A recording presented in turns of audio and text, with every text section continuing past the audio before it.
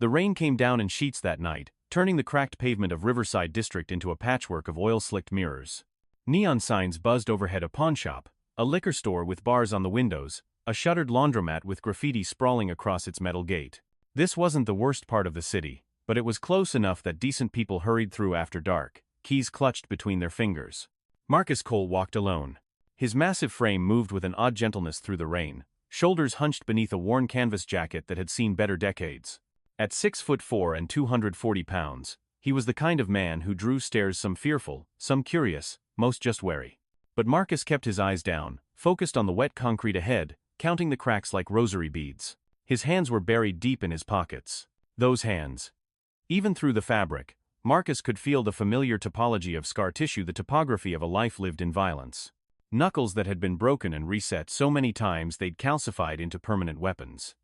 The ridge along his right hand where the metacarpal had shattered against a Brazilian heavyweight skull in Rio. The divot in his left thumb from the time it had dislocated mid-fight, and the ringside doctor had simply popped it back with a twist that made the crowd gasp. He'd been Marcus the Titan Cole then. Heavyweight contender. Ranked third in the world with a record of 32 wins, 28 by knockout. ESPN had called him the most dangerous man in boxing. Sports Illustrated had put him on the cover with the headline, "The Next Great Destroyer." That was 6 years ago. Now he was just Marcus. Just a big man trying to walk home from his shift at the warehouse where he unloaded shipping containers for $12 an hour. Just someone trying to keep his head down and his hands to himself. The rain intensified, drumming against the boarded-up storefronts. A police siren wailed somewhere in the distance, then faded like a dying animal. Marcus pulled his collar up and quickened his pace. 3 more blocks to his apartment, a studio above a check-cashing place where the hot water worked maybe twice a week. He didn't see them at first, but they saw him. From the recessed doorway of an abandoned electronics store, 4 shapes detached from the shadows. Young men, maybe early 20s, wearing that particular uniform of idle menace, hoodies pulled low, pants sagging, hands in pockets where weapons might live. They fanned out slowly, blocking the sidewalk ahead. Marcus's jaw tightened. He could feel his heartbeat shifting, that old familiar pre-fight rhythm trying to assert itself. But he tamped it down, kept walking, eyes still lowered. Just keep walking. You're nobody. You're nothing. You're not that person anymore. But his hands, deep in those pockets, had already begun to curl into fists. Yo, big man. The voice came from the tallest of the 4, a wiry kid with a neck tattoo and cold eyes. He stepped directly into Marcus's path, forcing him to stop or collide. Marcus stopped. "Didn't mean to get in your way," he said quietly, his voice a low rumble. "Just passing through." "Passing through," the kid mimicked, grinning at his friends. "Y'all hear this? Man's just passing through, like he owns the goddamn street." The others laughed sharp, predatory sounds. They closed in from the sides, forming a loose semicircle. Marcus recognized the choreography. He'd seen it before, in different cities, different circumstances. This was the setup, the test to see if the prey would bolt or freeze. "Look at this motherfucker," another one said, shorter, stockier, with a gold tooth that caught the neon light. "Big as a house, and scared as a mouse. What you got for us, big man?" "Nothing you want," Marcus said. He took a step to the left, trying to move around them. The tall one grabbed his arm. It happened fast, the contact, the grip, the flare of something ancient and terrible in Marcus's chest. For a fraction of a second, his body wanted to respond the way it had been trained to respond for 20 years. Identify the threat, close the distance, neutralize with extreme prejudice. His right hand twitched in his pocket, muscle memory mapping the precise angle needed to drive an uppercut through the kid's jaw. But Marcus forced himself still. He looked down at the hand on his arm, pale fingers against his dark skin, casual ownership, and spoke with careful control. "Let go." "Or what?" The tall kid squeezed harder. "What you gonna do, big man? You gonna cry? You gonna call the cops?" He looked at his friends. "I think he might cry." "Jamal, man, check his pockets," the stocky one said. "See what he's got." The third kid, younger, maybe 19, with acne scars and nervous energy, moved forward. "Come on, man. Wallet. Phone. Whatever you got. Make it easy." Marcus slowly pulled his hands from his pockets. He held them up, palms out, in a gesture of surrender. But even in that moment of apparent submission, there was something in his posture, a coiled readiness, a barely contained force that made the nervous kid hesitate. "The fuck is wrong with his hands?" the 4th member of the group said. He was the smallest, with a sharp face and sharper eyes. Look at his hands, yo. The others paused, glancing down. In the intermittent neon glow, Marcus's hands were revealed in stark detail. They were enormous, not just large, but architecturally different from normal human hands. The knuckles were grotesquely swollen, each one a gnarled knot of bone and scar tissue. The fingers were thick and slightly crooked, having been broken and reset at wrong angles too many times. Scars ran across the backs like a roadmap of violence, some straight and surgical, others ragged and brutal. His right pinky sat at an odd angle, permanently dislocated. These were not the hands of a warehouse worker. These were not the hands of a victim. These were weapons. Shit, the nervous kid said, taking a step back. Jamal, man, I don't know. Shut up, Jamal snapped. But his grip on Marcus's arm had loosened slightly. What are you, some kind of mechanic? Work with your hands? Marcus said nothing.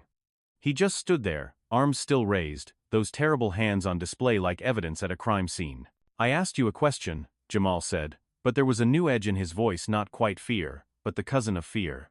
Marcus lowered his hands slowly. I don't want trouble. Just let me go home. You don't want trouble, the stocky one, the one with the gold tooth, repeated mockingly. He moved closer, into Marcus's space, close enough that Marcus could smell the cheap weed and cheaper cologne. Hear that, boys?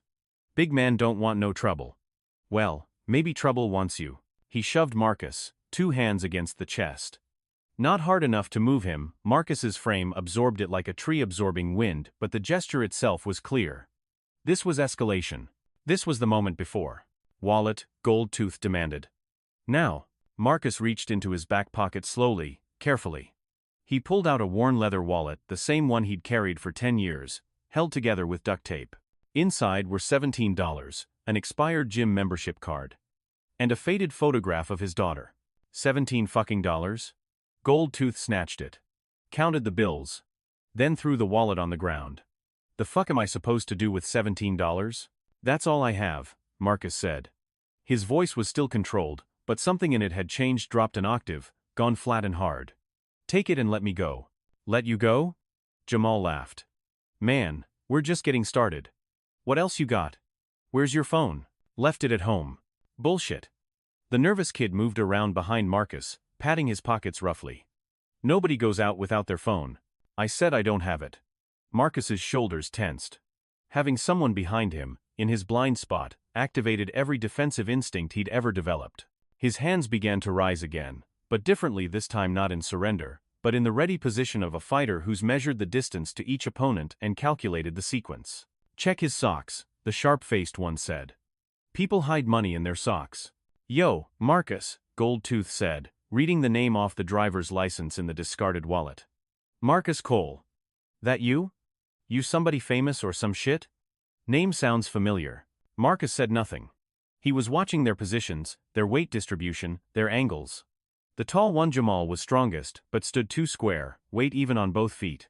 Gold Tooth was aggressive, but off balance, leaning too far forward. The nervous kid behind him was, well, nervous. His breathing was quick, his movements jerky. The sharp-faced one was the dangerous one, Marcus realized.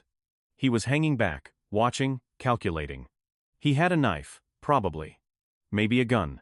I'm talking to you, Goldtooth said. He pulled back and spat on Marcus's jacket.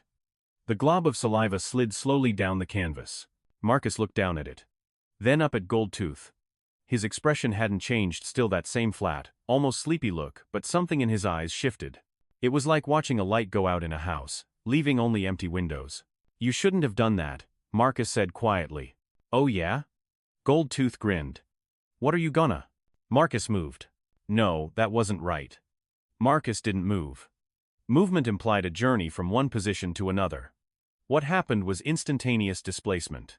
One moment he was standing still, and the next his left hand had gripped Goldtooth's wrist, twisted it at an angle that made the bone scream, and rotated the whole arm up and around until Goldtooth was bent double, gasping. It took less than a second. Jesus, the nervous kid started. Marcus released the wrist and shoved Goldtooth backward into him. Both went down in a tangle of limbs. Listen, Marcus said, his voice still eerily calm. Walk away. All of you. Now. But Jamal was already moving, pulling something from his waistband. In the neon light, Marcus saw it clearly, a small revolver, cheap and badly maintained, but deadly enough at this range. Back the fuck up, Jamal shouted, his voice cracking with adrenaline. Back up, or I'll drop you right here. Marcus looked at the gun. Then at Jamal's hands, holding its soft hands, unmarked hands, hands that had never broken against bone. No, Marcus said. You won't. Time seemed to stretch like taffy. Marcus could hear everything: the rain drumming on metal fire escapes, the buzz of the neon signs, the ragged breathing of the 4 young men around him, the hammer of his own heart finding that old rhythm. That fight rhythm, the tempo that had once been his whole world. The gun in Jamal's hand wavered. 15 feet separated them. At this distance, Marcus knew, accuracy meant nothing. Even a terrible shot could kill with a lucky bullet. But the gun also changed the equation completely. A gun meant this couldn't end with just a beating. A gun meant someone might die. Probably me, Marcus thought with strange detachment. And maybe that would be okay, maybe that would finally be enough. But then he heard it, a small, frightened gasp from somewhere to his left. Marcus's eyes flicked toward the sound. In the doorway of the pawn shop, pressed flat against the security gate, was an elderly woman. She must have been inside when they closed, or stepped out for a cigarette, or it didn't matter. What mattered was that she was there, frozen in terror, a potential casualty in whatever came next. Please, she whispered, her voice barely audible over the rain. Please, I don't have anything, I'm just. Shut up, Jamal screamed, swinging the gun toward her. Shut the fuck up. And that was it. That was the line.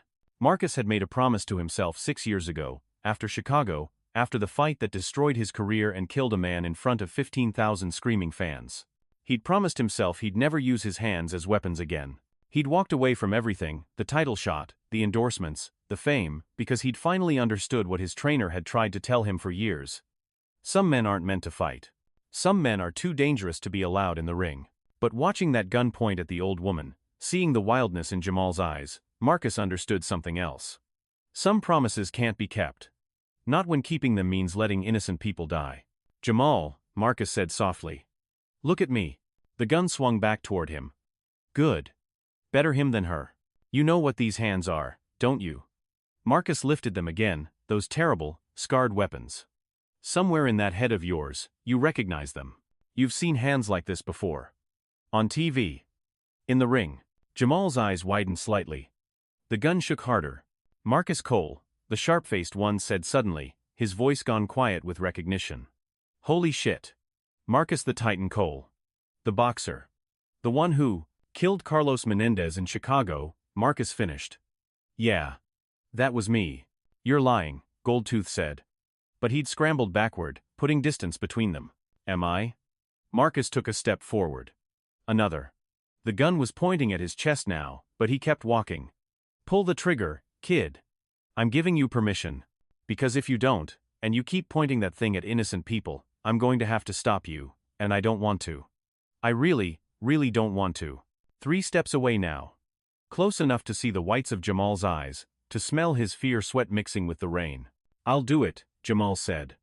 I'll fucking do it. No, Marcus said, his voice sad and certain. You won't. Because if you were going to, you already would have.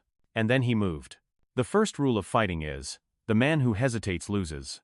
Marcus didn't hesitate. His left hand shot out and clamped around the gun, index finger sliding between hammer and firing pin in the fraction of a second before Jamal could pull the trigger. The technique was called trapping the hammer, illegal in boxing, essential in survival. At the same moment, his right hand drove forward, not in a punch but a push, palm striking Jamal's shoulder and rotating his whole body away from the line of fire. The gun clicked. Hammer trapped. Useless. Marcus twisted his wrist. The motion was small but geometrically perfect, leveraging the gun's grip against the weak bones in Jamal's hand. Something popped, not breaking, but dislocating, and Jamal screamed. The gun clattered to the wet pavement. 2 seconds elapsed. Marcus spun, his body remembering what his mind had tried to forget. Goldtooth was rushing him from the side, something glinting in his hand, a knife, cheap and serrated. The kind of weapon that tears rather than cuts. Dangerous. But Marcus had trained against knife fighters in Sao Paulo, had sparred with cartel enforcers in Tijuana who'd tried to cut him just to see if the American would bleed. He knew the geometry of blades, the angles of safety and death. He stepped inside the arc of the swing, too close for the knife to cut, and drove his elbow into Goldtooth's solar plexus. The technique was called a check hook in boxing, a short, savage blow designed to stop an aggressive opponent dead in their tracks. Marcus felt the breath explode from Goldtooth's lungs.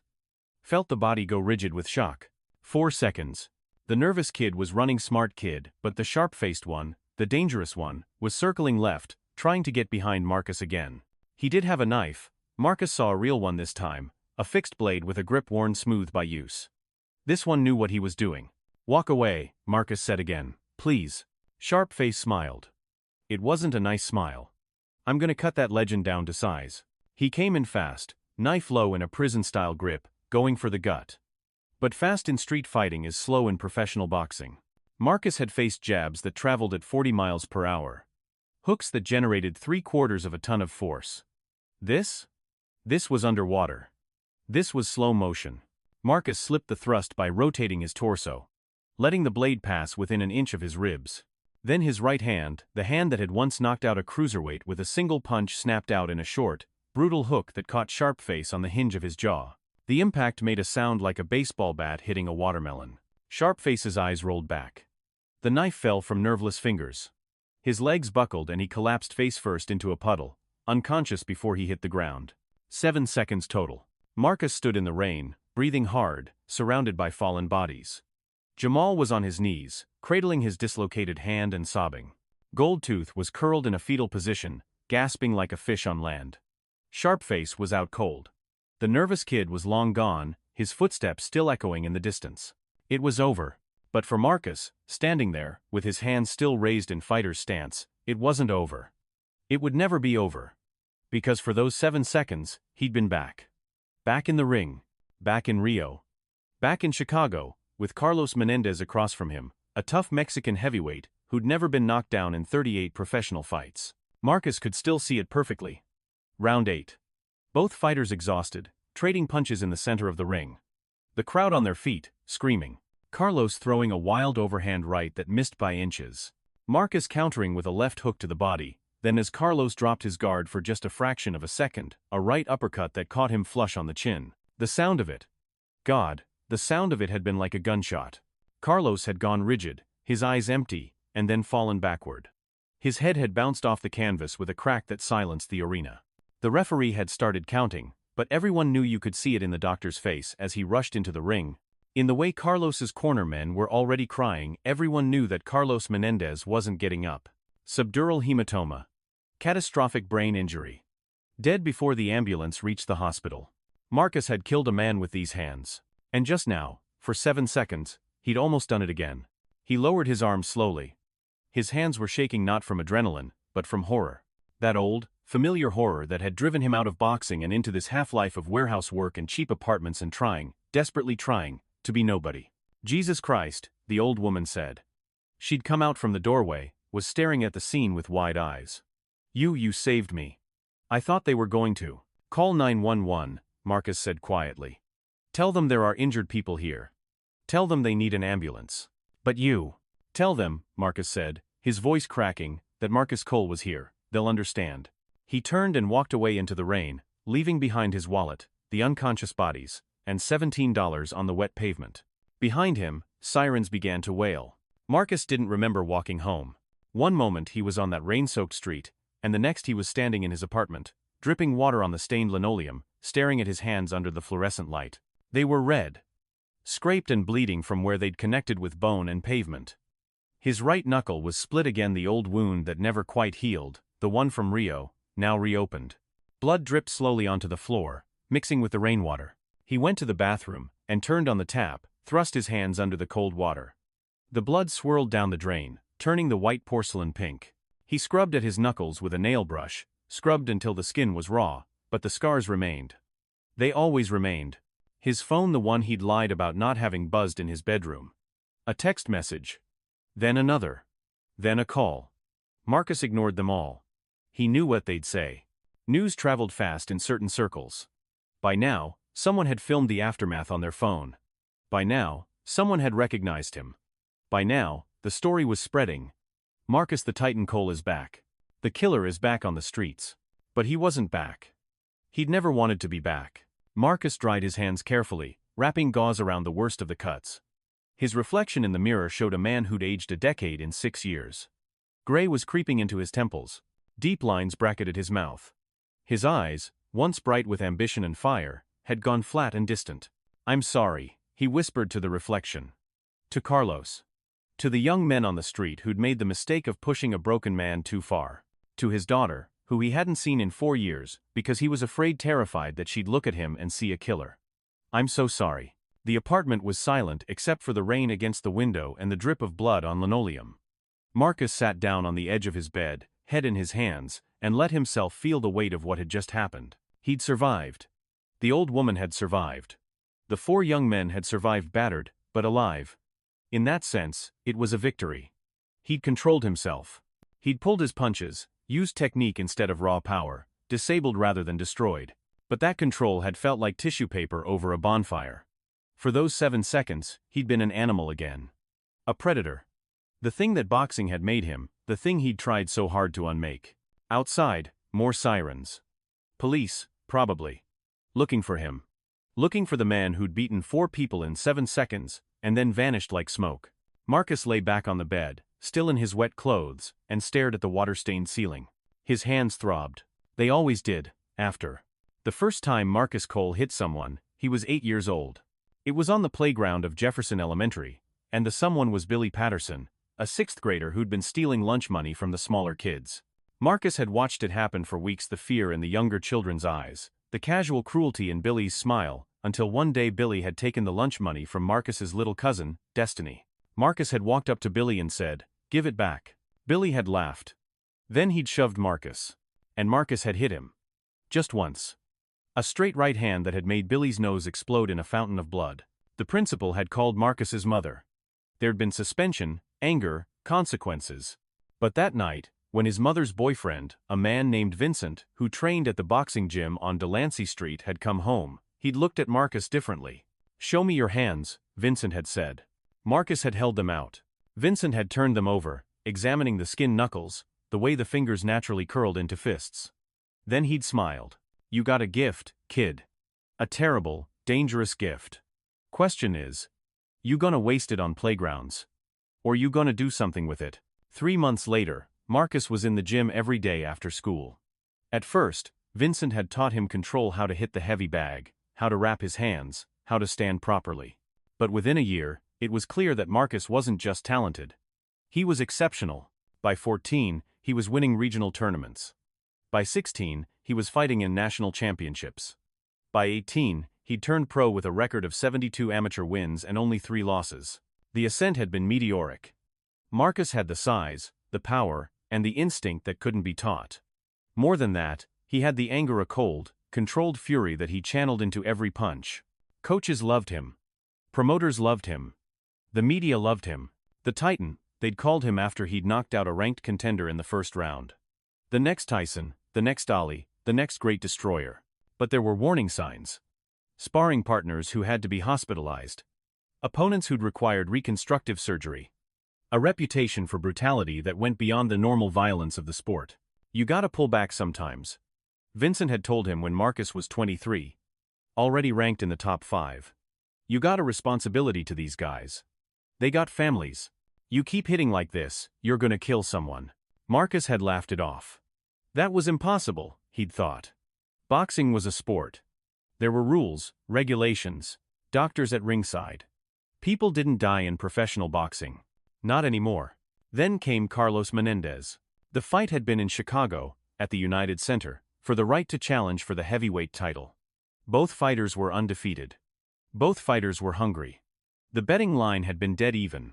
Marcus remembered the crowd's energy, the heat of the lights, the way Carlos had looked across the ring during the referee's instructions. Confident, unafraid, a warrior who'd never been broken. Remembered the sound of his uppercut connecting. Remembered Carlos falling. Remembered the sudden, terrible silence as 15,000 people realized they'd just watched a man die. Marcus sat up on the bed, pressing his palms against his eyes.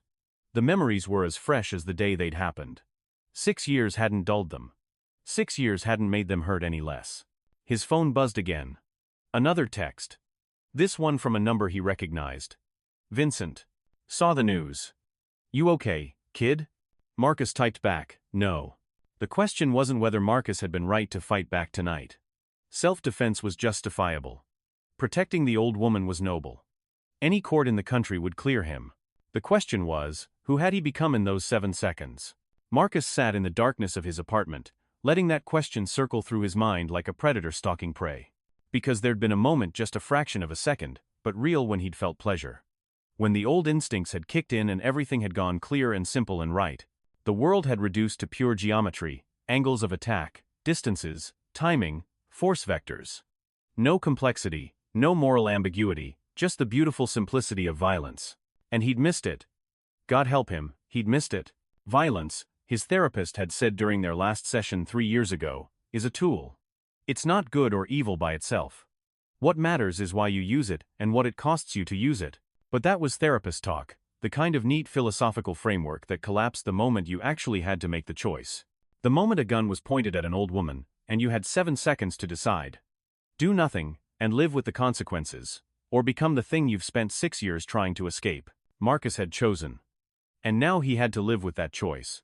The truth, the terrible truth he'd never admitted to anyone, was that he'd liked boxing. Not the fame, not the money, but the actual act of fighting. The way everything else fell away, the bills, the broken relationships, the complexity of being human, and left only the pure animal simplicity of combat. Win or lose. Survive or fall, questions with clear answers. Carlos Menendez had made him see what that simplicity cost. Carlos, with his 3 kids and his dreams of buying his mother a house in Guadalajara. Carlos, who'd smiled at Marcus during the weigh-in and said, "May the best man win." Carlos, whose funeral Marcus had attended from the back row, hidden behind sunglasses and guilt. A man's strength, Vincent had told him once, ain't in how hard he can hit. It's in knowing when not to. But what did you do when not hitting meant letting evil happen? When turning the other cheek meant someone else got hurt? The philosophical paradox was enough to drive you insane. You were dangerous because you could fight, but fighting proved you were dangerous. There was no escape from the circle. Marcus stood and walked to the window. Below, the city sprawled out in its complex geography of light and shadow. Millions of people, each with their own struggles, their own violence, their own choices. He placed his palms against the glass. The hands that had once made him a champion. The hands that had killed a man. The hands that tonight had saved a life. "I don't know who I am," he whispered to the rain. "I don't know if I'm a good man who does violence or a violent man who sometimes does good." The city had no answer. The police came at 3 in the morning. 2 of them, an older detective with a world-weary face, and a younger officer who kept glancing at Marcus with something between awe and fear. They asked questions. Marcus answered them honestly. Yes, he'd been there. Yes, he'd fought back. Yes, he was Marcus Cole, the boxer. Yes, he'd killed a man in Chicago 6 years ago. That was ruled an accident, the older detective said. Athletic commission cleared you. No charges filed. Doesn't make him less dead, Marcus replied quietly. The detective nodded, understanding in his eyes. The old woman, Mrs. Patterson, she wants to thank you. Says you saved her life. The security footage backs that up. Kid had a loaded gun, was waving it around. You did good, Mr. Cole. I hurt people. Yeah. People who were robbing and threatening innocent civilians. DA's not gonna press charges. You're free to go. The detective stood, then paused at the door. For what it's worth, the world needs more people willing to step up when things get ugly. Not everybody can do what you did. Not everybody has that capability. After they left, Marcus sat in the silence until dawn broke over the city, painting his walls in shades of amber and gold. His phone had exploded with messages, old boxing friends reaching out, reporters requesting interviews, his ex-wife asking if he was okay, if he was using again, if he was falling back into old patterns. And one message from his daughter. She was 16 now, almost grown, living with her mother in Portland. Dad? Saw the news. That was really brave. I'm proud of you. Marcus read it 7 times, his vision blurring. At 9 in the morning, he made a decision. He showered, dressed in clean clothes, and walked out of his apartment. Not to work he'd already called in, knowing he couldn't face the warehouse today. Not to hide. But to the one place he'd avoided for 6 years. Delancey Street Boxing Gym. The building looked smaller than he remembered. The paint was peeling, the sign was faded, but through the windows he could see shadows moving, hear the rhythmic thwack of gloves on heavy bags. The smell of the place, sweat, leather, liniment, hit him like a wave of memory as he pushed open the door. Vincent was there, older now, grayer, but still watching over his fighters with that same intense focus. He looked up when Marcus entered, and for a long moment they just stared at each other. Then Vincent smiled. Thought you might show up. Heard you remember how to throw a punch. Marcus looked down at his hands wrapped in fresh gauze, still swollen, still scarred. "Vincent," he said. "I need help. I need to figure out what these hands are for. If they're only weapons, or if they can be something else." Vincent stepped forward and gripped Marcus's shoulder. "Then let's get to work, kid. Let's get to work." The heavy bag hung from the ceiling, like a pendulum marking time itself. Marcus stood before it in the empty gym. Vincent had given him a key and told him to come in whenever he needed and tried to remember who he'd been before violence had defined him. He wrapped his hands carefully, the ritual movements coming back like muscle memory. Left hand first, between the fingers, around the wrist, protecting the bones that had shattered and healed wrong. Right hand next, extra padding over the knuckles that had killed Carlos Menendez and saved Mrs. Patterson. When both hands were wrapped, he faced the bag. "Start slow," Vincent had said before leaving him alone. "You're not training to hurt nobody. You're training to find control. Precision. Understanding." Marcus threw a jab. Soft. Technical. The bag barely moved. Another jab, then another. Finding his rhythm, his breathing, his center. A left hook, pulled at the last moment. The bag swayed gently. In the mirror across the gym, he could see himself a big man, alone, throwing phantom punches at an inanimate object. From outside, it might look sad. Pathetic, even. A washed-up fighter reliving past glories. But Marcus knew it was something else. This was meditation. This was prayer. This was the slow, painful process of transforming weapons back into hands. He thought about Jamal and his friends, in the hospital right now getting their injuries treated. He'd called to check on them all would recover fully. Jamal's wrist was sprained but not broken. Sharpface had a concussion but would be fine. They'd been charged with attempted robbery and assault, but they were young. They'd get another chance. He thought about Carlos Menendez, who didn't get another chance.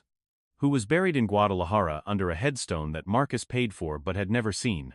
Whose children were growing up without a father because of one perfect, terrible punch.